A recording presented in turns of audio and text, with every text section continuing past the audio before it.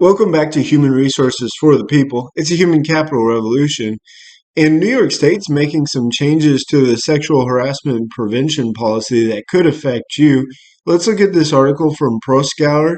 It's written by Dr. Gigante, Laura Fant, Ariel Kobles, and Hannah Morris. And it's a pretty good one. It really captures what's going on in New York State. So the New York Department of Labor issued an updated proposed sexual harassment prevention model policy, which talks about remote work, gender identity, and bystander intervention. And the public has 30 days to on it. It's similar to the other areas where you have time to comment. It's a little silly because they don't really listen to you as far as I'm concerned. So back in the day, 4 years ago, 5 years ago, almost now, New York State employees were required to adopt written sexual harassment prevention policies and do training for employees. Many states have this. California is probably the most notable. I think it's 2 hours per year, which are required for training hours. But they're going to have model forms that they can use for compliance and a policy, and that it should be considered every 4 years, which is why they're addressing it now. So the new proposal has a few different changes, including that sexual harassment doesn't need to be severe or pervasive to be illegal. Now, that is a federal concern. Under federal harassment law, it has to be severe or pervasive. And so it's sort of flying in the face of federal law, which is fine. I mean, that's legal, obviously, under the Constitution, but it is interesting.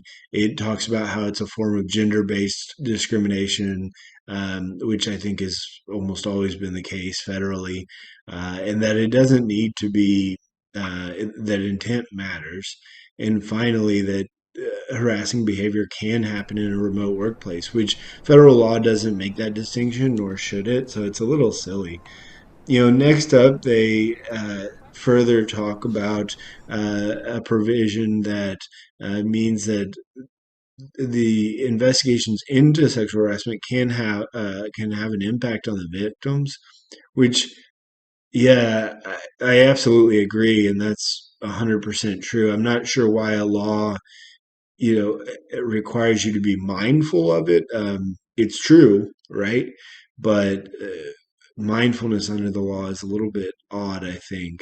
Um, Furthermore, it talks about how bystanders need to intervene and how they can intervene. Again, five standard methods of intervention is silly. It doesn't really matter as long as it's successful. So a law that requires sort of tactics to solve sexual harassment seems very odd, in my opinion. But I know that it's a part of the California protections as well. And then finally, it continues the idea that New York State human rights law protects against discrimination in other protected classes. So it understands the nature of it, but then starts talking about other other discrimination, which is great, I suppose, but I don't really understand how it's relevant in this context.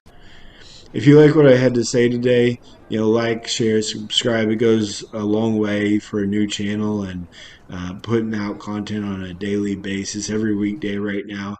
Again, like, share, subscribe, and I'll see you on the next one. Have a great day, guys. Bye.